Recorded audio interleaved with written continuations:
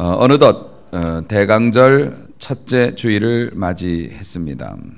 대강절 첫째 주일이라는 건 1년 중에서 이제 한 달밖에는 안 남았다는 이야기죠.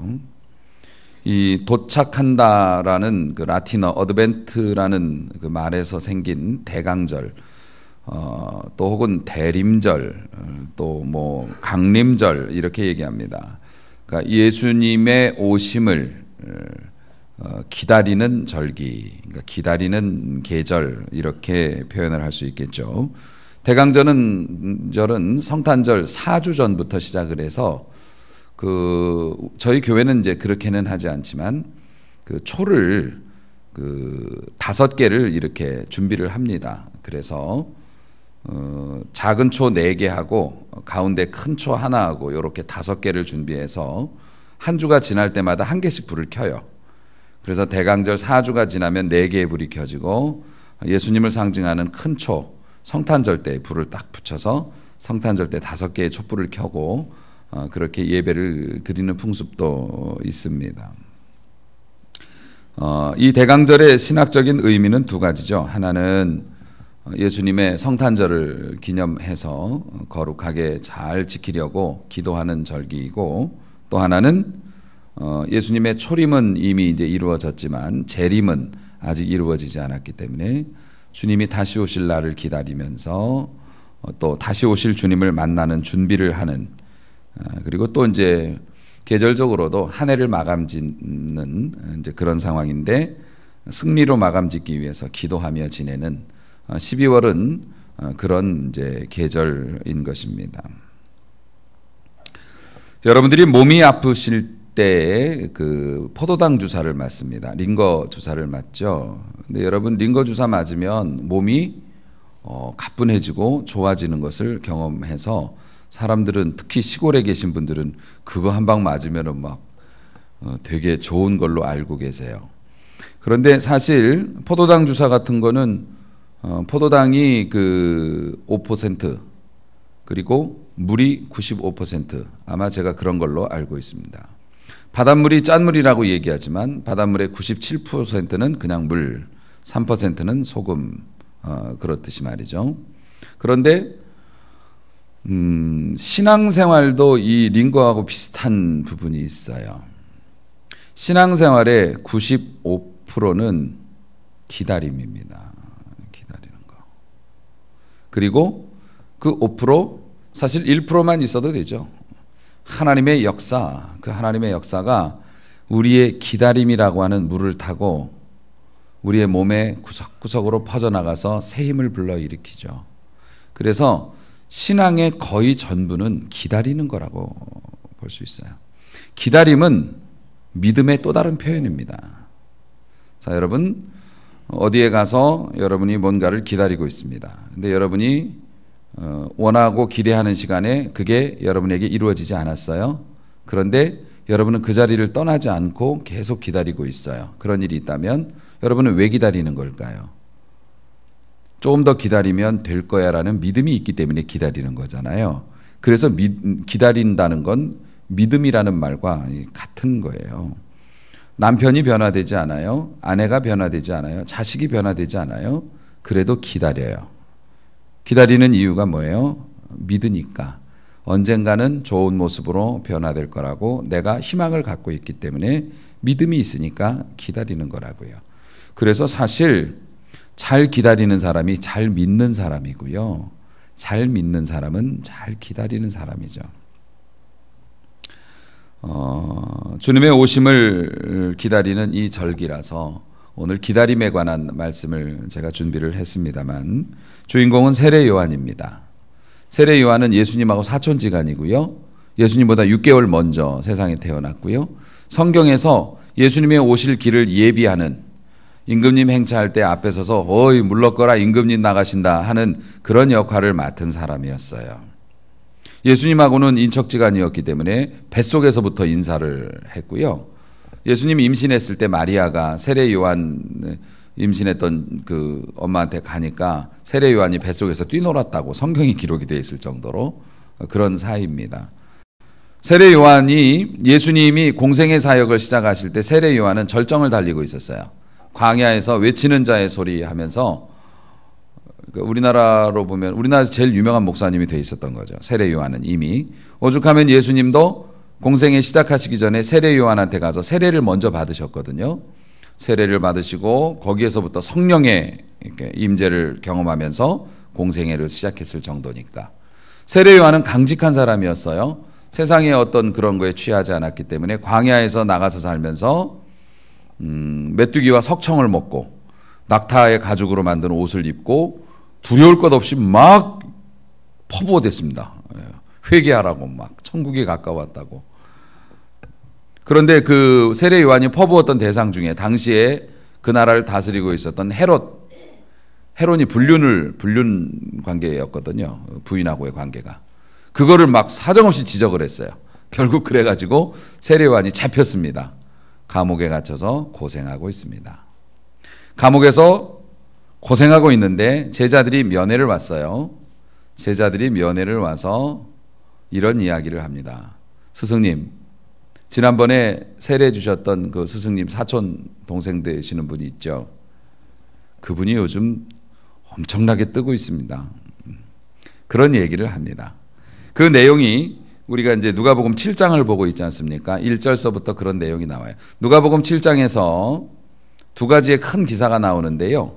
하나는 뭐냐면 예수님이 그 로마의 그 백부장의 종 되는 사람을 고쳐주신 기록이 나오는데 이게 원격 진료의 최초예요. 그래서 백부장이 로마 군인인데 예수님한테 우리 집에 하인이 하나 병 들어갖고 다 죽게 됐는데 좀 고쳐주시면 안 되냐고. 그러니까 예수님이 내가 고쳐준다고 가자고 그랬더니 백부장이 뭐라 그러냐면 아니 제가 군인인데요. 제가 굳이 안 가도 말하면 다 이렇게 다 알아서 하는데 그냥 여기서 말씀하시면 낫지 않을까요? 예수님이 깜짝 놀라셨어요. 이만한 믿음을 본 적이 없다. 그리고 명령하시니 그 하인이 나와버렸어요. 사람들이 놀랬죠. 이거는 근데 약과입니다. 그 다음에 나인이라고 하는 성에 가서 길을 지나가시는데 사람들이 막 울면서 길을 지나갑니다. 보니까 장례 행렬이에요. 이 사람들은 그 운구를 어깨에다 메고 하거든요. 우리나라는 상여를 이렇게 씌워서 가지만 이 사람들은 시신을 그냥 메고 갑니다. 이렇게 그냥 대충 싸가지고 들고 가는데 이 사람들이 시신을 메고 어린 아이의 시신을 메고 울면서 무리가 지나갑니다. 엄마가 통곡을 해요. 과부의 아들이었거든요. 그때 예수님께서 그냥 간단하게 울지 말아라고 그러면서 죽은 아이를 살려버렸어요. 여러분 장례식장에서 죽은 사람을 살렸다니까요. 자기가 살아난 것도 아니고 그냥 일어나라고 그래서 애가 일어나 버렸어요. 엄마 품에 안겼어요. 이런 일이 있으면 어떻게 되겠습니까? 뒤집어졌습니다, 동네가. 그래서 성경을 보니 16절 말씀에 그 내용이 나오는데요. 죽었던 자가 일어나 앉고 말도 하니까 예수께서 그를 어머니에게 줬어요. 모든 사람이 두려워했어요. 하나님께 영광을 돌립니다. 큰 선지자가 우리 가운데 일어났다. 하나님이 위대한 주의 종을 보냈다. 인기가 하늘을 찌릅니다. 그것을 이렇게 보고 있던 사람들 중에 감옥에 갇힌 세례 요한의 제자가 있어요. 우리 스승도 한때는 괜찮았는데 우리 스승은 지금 교도소가 있고 저 사람은 이제 방방 뜨는구나. 그래서 스승한테 가서 그런 얘기를 왜 하나 몰라. 제자들이 마음이 상했는지 스승님 난리 났습니다. 그게 18절입니다. 요한의 제자들이 이 모든 일을 그에게 알렸어요. 그 이야기를 듣던 세례 요한이 뜬금없는 말을 합니다. 그게 19절이죠. 제자 2명을 불러가지고 너희 가서 그 예수님한테 가서 내가 좀 이렇게 말했다고 전해다오 하면서 뭐라고 말합니까? 오실 이가 당신입니까? 아니면 우리가 다른 사람을 기다려야 합니까? 오실 이라는 건 메시아를 의미해요. 그 나라에서 이스라엘이 전통적으로 기다렸던 메시아. 당신이 메시아 맞습니까? 아니면 우리가 다른 사람을 기다려 볼까요? 세례 요한은 왜 이런 소리를 예수님한테 했을까요? 왜 뜬금없이? 세례 요한이 예수님이 메시아인 줄을 몰랐을까요? 뱃속에서부터 알았어요. 살아나면서 예수님이 범상치 않은 분이라는 건 세례 요한이 누구보다 잘 알았어요. 특히 세례 요한이 예수님에게 물에서 세례를 베풀고 예수님이 나올 때 하늘이 갈라지면서 하늘에서 음성이 들렸고 성령이 비둘기처럼 임하는 것을 다 보았어요. 특히 세례 요한은 우리 일반인하고 다르잖아요.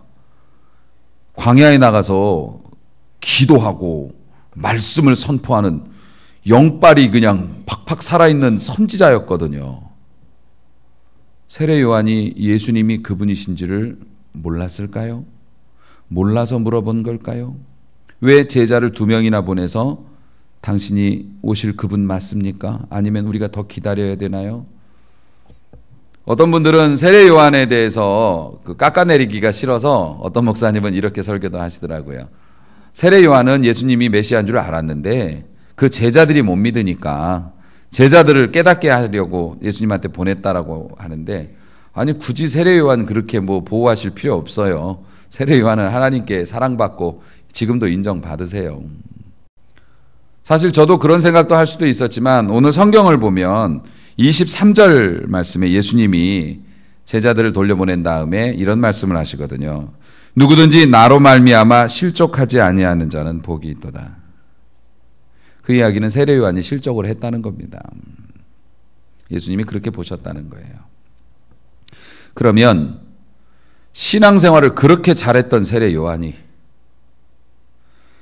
타의 추종할 을 불허할 정도로 그냥 신앙생활이라면 하여튼 끝장을 봤던 이 세례 요한이 왜 예수님에 대해서 의문을 갖고 실족을 했을까? 여러분, 감옥에서는 누구나 흔들립니다. 세례 요한은 감옥에 있어요. 이유가 뭐냐면 하나님의 뜻을 따랐다는 이유예요. 성령의 감동대로 얘기한 거거든요. 그래서 상을 못 받고 벌을 받고 있어요. 감옥이 예나 지금이나 편한 곳은 아니잖아요. 지금도 우리 사람들 감옥에 있는 우리 성도들 많이 있죠. 감옥이라는 게 뭡니까? 제약을 받는 곳이 감옥이거든요. 자유를 잃어버린 거예요. 어떤 분은 몸이 아파서 활동의 자유를 잃어버려요. 어떤 분은 자녀의 문제 때문에 괴로워해요. 어떤 분은 물질에 매여갖고 편안한 삶을 못 살아요. 그러니까 우리가 흔히 하는 말로 이것만 아니면 진짜 내가 소원이 없겠다. 이것만 해결되면 이런 문제들이 있어요. 그럼 이게 감옥이거든요. 감옥에서는 누구나 흔들려요. 세례 요한 솔직히 얘기하면 흔들렸던 거예요. 여러분에게 큰 위로가 됐으면 좋겠네요. 세례 요한처럼 그렇게 대단한 사람도 생활에 고통이 오니까 흔들리는데 우리 정도야 바람에 나부끼는 건 일도 아니죠. 미친 듯이 흔들려요. 누가 뭐라고 하고 어떻게 조금만 읽으면 활짝 놀라면서 우리의 마음이 종이장처럼 흔들립니다. 우리가 이렇게 흔들리면 예수님께서 흔들리는 우리더러 뭐라고 하실까요? 그게 믿음이냐? 그 믿음 가지고 네가 하나님의 축복을 받고 웃기시네. 예수님이 그럴까요? 만약에 그랬다면 세례 요한의 제자들한테 예수님이 해붙이셨어야죠. 세례 요한의 제자들한테 뭐라고 말씀하십니까? 22절 예수께서 대답하여 이르시되, 이제 그 말을 들으시고 너희가 가서 보고 들은 것을 요한에게 말해줘라. 역사가 나타나고 있다고. 지금도 불가능한 일들이 가능한 일로 바뀌고 있다고 친절하게 말씀해 주셨어요. 그리고 제자들을 돌려보내셨어요. 그리고 나서 나 때문에 실족하지 않는 게 복이야 라고 말씀하시면서 나중에 세례 요한에 대해서 뭐라고 평가를 하냐면 28절을 보세요. 내가 너희에게 말하노니 여자가 낳은 자 중에 요한보다 큰 자가 없도다. 예수님인 요한을 큰 자래요. 그렇게 평가하셨어요. 세례 요한 그렇게 안 받는데 믿음이 결국 거기까지였네 말씀하지 않으세요. 사랑하는 성도 여러분, 사람은 감옥에서 흔들린다고요. 차가 무섭게 달리면 채워진 안전벨트도 자꾸 만져보는 게 사람이에요. 그건 당연한 거예요. 여러분의 삶에 어려움이 생기면 내 믿음 흔들리는 거 그럴 수 있어요. 욥이 이런 얘기를 합니다. 욥기 7장 19절에서 주께서 내게 눈을 돌이키지 않으시고 나의 침 삼킬 동안도 나를 놓지 아니하신다고. 욥이 한참 고난을 당할 때 하나님이 자기를 때리신다고 봤거든요. 그런데 때리는 사람도 좀 쉬어야 될 거 아닙니까? 그런데 때리는 사람이 눈을 돌리지를 않아. 계속 자기를 쳐다보면서 때리고 있고, 내가 하나님께로부터 고통을 받는데 침 삼킬 동안만큼도 쉴 틈을 안 준다고 욥이 그렇게 고백을 했어요. 세례 요한도 그런가 봐요. 아마 우리도 그럴지도 모르겠어요. 여러분, 그래서 우리의 믿음의 확인이 필요해요. 하나님 정말 살아계신 거 맞아요? 우리 기다리는 거, 이거 계속 기다리는 거 맞아요? 내가 감옥에서 이렇게 있는 거 여기 맞는 자리예요? 이거 원래 이런 자리예요? 이거 계속 이대로 있어도 되는 거예요? 하나님, 나 우리 교회에서 이렇게 일하는 거, 나 믿음 생활 이렇게 하는 거 이대로 되는 거예요? 물어볼 수 있죠. 우리 하나님께서 이렇게 말씀하십니다. 백성들아, 시시로 저를 의지하고 그 앞에서 마음을 토하라. 하나님은 우리의 피난처시다. 우리가 급해서 달려가서 피하면 얼른 들어와 맞아주시는 분이시다. 마음을 토하라. 때때로 마음을 토하라. 의심이 됐던 확신이 됐건 하나님 앞에 여러분의 마음을 토하라. 비록 근심하게 하시나 그의 풍부한 인자하심을 따라 긍휼히 여겨 주실 것입니다. 예레미야 애가에 나오는 말씀입니다. 제가 여러분들에게 서운한 게 있어요. 우리 성도님들에게 늘 서운한 게, 목사로서 서운한 게 있고, 그건 아마 주님도 그러실 거라고 생각을 합니다. 여러분이 믿음이 흔들리는 거는 저는 서운하지 않아요. 여러분이 믿음이 최고가 되는 거, 여러분이 뭐 빛나는 믿음 가지고 선봉에 서서 막 앞장서지 못하는 거, 저는 그런 거 가지고 서운하지 않아요. 선봉에 사는 사람들은 어차피 한두 명입니다. 그리고 또 이 자리를 바꾸기도 하고 그래요. 언젠간 여러분들도 잘 준비가 돼서 어떤 일에 있어서 맨 앞장 설 수도 있다고 생각해요. 저는 기다릴 수 있어요. 근데 제가 여러분들에게 솔직히 서운한 거는, 여러분 미친 듯이 흔들리고 있잖아요. 흔들릴 때가 있었잖아요. 지금도 내가 이렇게 살고 있는 게 맞을까? 내가 이렇게 믿음으로 행동하는 게 맞을까? 내가 이 교회에 이렇게 다니는 게 맞을까? 그런데 왜 나는 하나님을 사랑하는데 하나님은 내 삶에 이런 어려움을 주실까? 이런 의문이 들었어요. 세례 요한처럼 내가 하나님의 영광을 위해서 최선을 다했는데 돌아온 게 감옥이었어. 이상하잖아. 여러분들이 그런 마음이 들었는데 내가 봐도 여러분 흔들리고 있는데 왜 물어보질 않죠, 주님께? 물어봐야 될 거 아니에요. 이거 맞아요? 하나님 이거 맞습니까? 왜 하나님 앞에 여러분이 믿고 있는 것에 대해서 확인을 안 하시는지 모르겠어요. 여러분 학교에서 여러분의 자녀가 공부를 하는 걸 여러분이 몰래 지켜봤는데, 저놈이 분명히 내가 볼 때는 저 선생님 말 못 알아들어. 근데 질문을 안 해. 그리고 궁금한 거인 사람 물어봐라고 선생님이 말씀하셨는데 손을 못 들어요. 다른 애들은 다 들고서 선생님 이건 뭐예요? 선생님 저건 뭐예요? 물어보는데 우리 집 애만 분명히 저놈 공부 못하는데 선생님한테 물어보지도 않아요. 그리고 우물쭈물하다가 딴짓하다가 교실 밖으로 나오면 여러분이 자녀한테 뭐라고 그러시겠어요? 아이고 잘했다 그러시겠어요? 너 바보냐? 너 모르는 거 많잖아. 왜 안 물어보니? 너 바보야?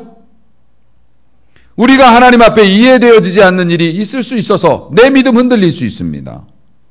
내가 바로 믿고 있는 거 맞나? 근데 왜 물어보지는 않는 거예요? 저는 그게 서운하죠. 하나님도 아마 그러실 겁니다. 너희가 약한 거는 원래 알고 있다마는 약하면 물어봐야 될 텐데. 세례 요한이 물어봤어요. 예수님이 뭐라고 대답하십니까? 아니 그게 아니고 이렇게 대답하신 게 아니에요. 하나님의 역사가 지금 활발하게 일어나고 있다는 것을 너희들이 봤지? 제자들한테 본대로 가서 얘기해 줘라. 그 이야기는 뭡니까? 하나님이 살아계시고 역사하고 계심으로 하나님이 너를 지켜보고 계시고 하나님께서 너에게 가장 합당한 일들을 행하실 것이다. 하나님 죽지 않았어. 하나님 역사하셔. 그 하나님을 신뢰하라. 딱 그거 하나였습니다. 그리고 세례 요한은 승리를 했죠. 사랑하는 성도 여러분, 예레미야가 3장 29절 말씀을 제가 읽어드립니다. 그대의 입을 땅에 티끌에 댈지어다. 소망이 있을 것이다. 그대의 입을 땅에 티끌에 대라. 땅에 티끌에 대라는 거는 이제 겸손하라는 뜻도 있지만 이스라엘 백성들에게 재와 티끌은 뭐냐면 회개할 때 써요. 자기가 하나님 앞에서 막 회개하고 막 하나님 앞에 간절한 기도를 드릴 때는 일부러 막 재 같은 거를 막 뒤집어 써요. 머리도 막 헝클고 티끌 같은 걸 막 날리면서 거지 분장을 막 하고 막 하나님 앞에 불쌍하게 보이려고. 난 아무것도 아니라고. 내 생각도 아무것도 아니고 난 아무것도 아닌데 하나님 가르쳐 주시라고. 잘못했다고. 너의 입술을 땅에 티끌에 대라. 그러면 소망이 있을 것이다 라고. 우리가 어렵고 부족하고 힘든 부분이 있잖아요. 그런데 왜 우리는 아직 견딜만 하다고 말하는 거죠? 아직은 참을 수 있다고 말하는 거죠. 참을 걸 참아야죠. 참아서 유익이 되는 걸 참아야지 참아서 병이 되는 걸 왜 참고 있는지. 우리의 마음이 하나님의 은혜로 변화되어서 우리의 입술을 땅에 티끌에 대고 하나님께 어떤 이야기든지 간에 자유롭게 구할 수 있는 은혜가 지금 이곳에 있는 여러분들에게 임하시기를 주님의 이름으로 축원합니다. 여러분이 세상에 나가서 딴 것만 가지고 이긴 것만 가지고 하나님께 얘기하려고 하지 말고 매맞은 거, 진 거, 억울한 거, 속은 거 가지고 하나님께 나가라는 거예요. 이거 어떻게 된 거냐고. 여러분, 제자들이 이제 그 이야기를 이제 예수님께 듣고서 갔어요. 제자들이 간 다음에 예수님께서 또다시 무리들을 향해서 말씀하셨습니다. 24절이에요. 요한이 보낸 자가 떠난 후에 예수께서 무리에게 요한에 대해서 말씀하세요. 너희가 무엇을 보려고 광야에 나갔더냐. 이런 유명한 구절이 있습니다. 이거를 제가 해석을 해드릴게요. 여러분, 예수님께서 이제 세례 요한의 제자들이 왔다가 간 다음에 요한에 대해서 이제 말씀하신다고 하면서 무리들에게 얘기해요. 너희들이 무엇을 보려고 광야에 나갔더냐? 너네는 뭐 때문에 교회 다니니? 뭐 때문에 헌신하니? 뭐 때문에 교회에서 헌금하니? 무엇 때문에 교회에서 봉사하니? 너희는 무엇을 보려고 광야에 나갔더냐? 광야라는 건 힘든 곳이에요. 너희는 무엇 때문에 신앙생활을 이렇게 와서 앉아서 왜 너희는 무엇 때문에 신앙생활을 그렇게 하고 헌신하고 애를 쓰니? 바람에 흔들리는 갈대냐? 누가 바람에 흔들리는 갈대 보려고 광야까지 나가요? 그게 뭐 볼 게 있다고? 그건 아니지 않니? 라는 뜻이에요. 너희들이 바람에 흔들리는 저런 갈대 보려고 이 광야 뜨거운 곳까지 나온 건 아니잖아. 싸구려 위로를 얻고 별 볼 일 없는 소망을 얻으려고 너희들이 교회 나와서 이 고생하는 거 아니잖아. 이렇게 충성하는 거 아니잖아. 그러면 25절 너희가 무엇을 보려고 나갔더냐? 부드러운 옷 입은 사람이니? 비단 옷 입은 사람 보려고 나왔니? 잘못 짚었네. 그런 사람은 광야에 없지. 그런 사람이 왜 광야에 있어? 왕궁에 있지. 궁전에 있겠지. 거기엔 귀족들이 있으니까. 너희들은 지금 광야에 나왔어. 근데 너희는 왜 광야에 나와서 비단 옷을 입은 사람을 찾니? 어쩌면 세례 요한도 광야에서 생활을 했지만 그렇게 생활하면 하나님께서 비단 옷을 주실까 생각했을지도 모르겠어요. 그게 잘못됐나요? 잘못된 거 아니에요. 내가 하나님 앞에 충성해서 복 받고 싶다는 게 뭐가 잘못된 일이에요.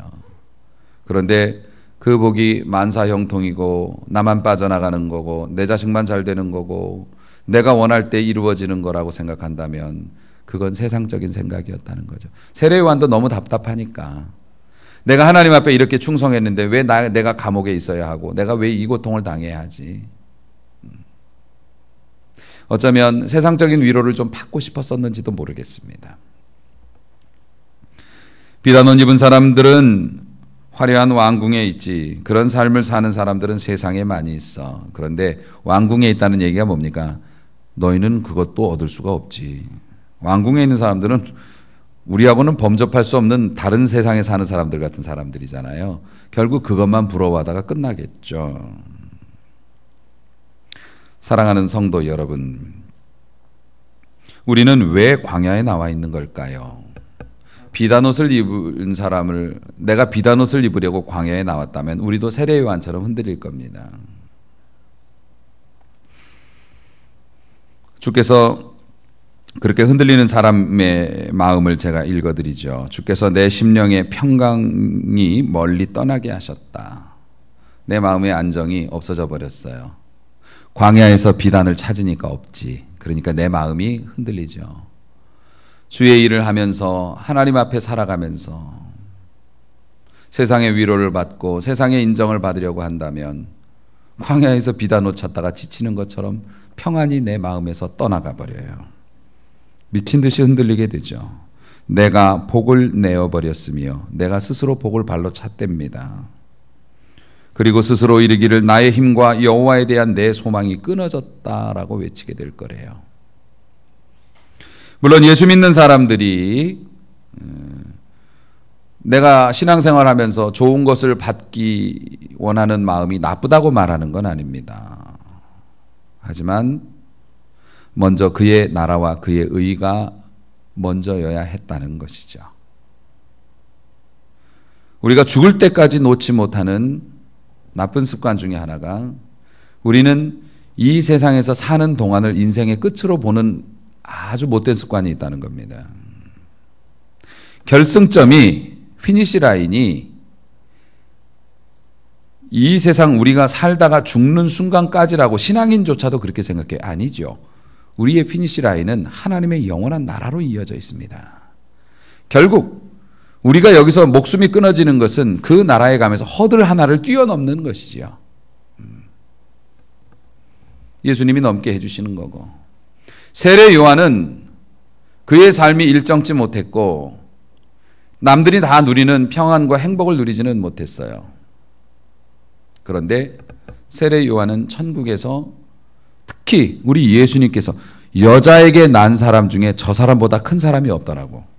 근데 더 재미있는 건요, 예수님이 그렇게 말씀하시면서 또 뭐라고 말씀하시냐면 28절 다시 한번 보세요. 여자가 낳은 자 중에 요한보다 큰 자가 없는데 그러나 하나님의 나라에서는 극히 작은 자도 그보다 크니라. 이게 무슨 말씀이에요? 예수 믿고 구원받은 사람들, 그 사람들이, 그러니까 세례 요한이 이 세상에서 했던 일들로 보면 위대한 사람인데 값어치로 보면 예수님의 보혈로 핏값으로 구원받은 우리들, 그게 이제 성도들이, 하늘나라 간 성도들이 예수님의 보혈 피로 하늘나라 간 거잖아요. 이 구원받은 건 세례 요한이 이 세상에서 설교하고 외치고 고난당하고 했던 거 다 합친 것보다도 더 소중한 축복을 받았다고, 더 큰 축복을 받았다고. 물론 세례 요한도 예수님으로 말미암아 천국을 갔겠죠. 천국을 와서 보니까 내가 광야에서 수십 년 동안 외치면서 막 했던 그 공로가 아니라 우리 예수님께서 나를 사랑하사 나를 위하여 자기 몸을 버리셨, 그 피 때문에 온 거였다고. 내가 고생했던 건 정말 아무것도 아니었던 것이었다고. 그러니까 여러분은 뭡니까? 여러분은 예수 믿고 구원의 확신이 있다면 세례 요한보다 더 큰 은택과 혜택을 누리고 있는 중이라고. 그런데 여러분 표정을 보니까 뭔 소리래 이러시는 것 같은 느낌도 있는데, 천국에 가서 하여튼 입이 벌어질 준비나 하고 계세요. 여러분 진짜 복 받으신 분들이에요. 왜냐하면 우리는 천국에 가서 이걸 받기도 하지만 성령의 도우심으로 오늘도 이걸 누려볼 수 있거든요.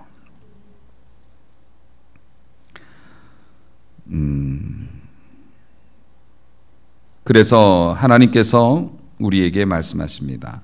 기다리는 자들에게나 구하는 영혼에게 여호와는 선하시도다. 사람이 여호와의 구원을 바라고 잠잠히 기다림이 좋도다. 이 기다림의 절기에 여러분은 뭘 기다리세요? 저는 기다리는 게 많이 있죠.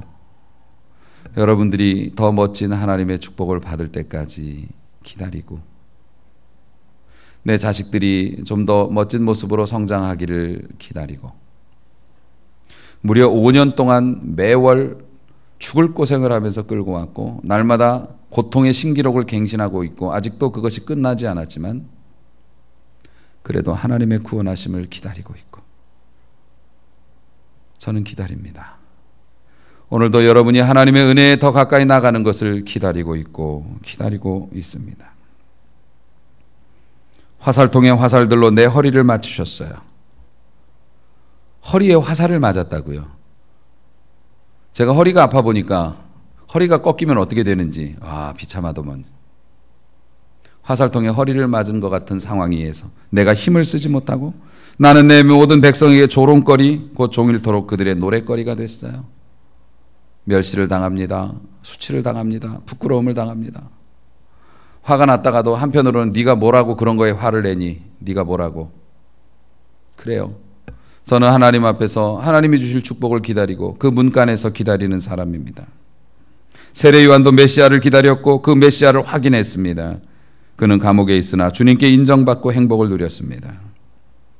사랑하는 성도 여러분, 잠언 8장 34절의 말씀을 여러분에게 드립니다. 누구든지 내게 들으며 날마다 내 문 곁에서 기다리며 문설주 옆에서 기다리는 자는 복이 있나니. 내 문이 어디입니까? 성전입니다. 하나님의 성전 문 앞에서 기다립니다. 저는 사택이 성전 뒤에 있어요. 골목을 오가면서 하나님 도와주세요. 하나님 살려주세요. 하나님 우리 집사님들 꼭 지켜주세요. 하나님 우리 학생들 지켜주세요. 성전을 내서 교회로 사택으로 들어가는 골목이 저에게는 기도의 골목입니다. 하나님 기다릴래요. 하나님 기다릴게요. 우리 성도들 더 은혜 받기를, 우리 성도들 더 축복 받기를, 우리 교회 평안해지기를 오늘도 기다리고 또 기다립니다. 이번 성탄절까지 4주의 기간이 남았습니다. 하나님께서 성탄절에 좋은 선물을 예비하셨을 거예요. 기대하고 기다려 봅시다. 여러분, 사람은 항상 변합니다.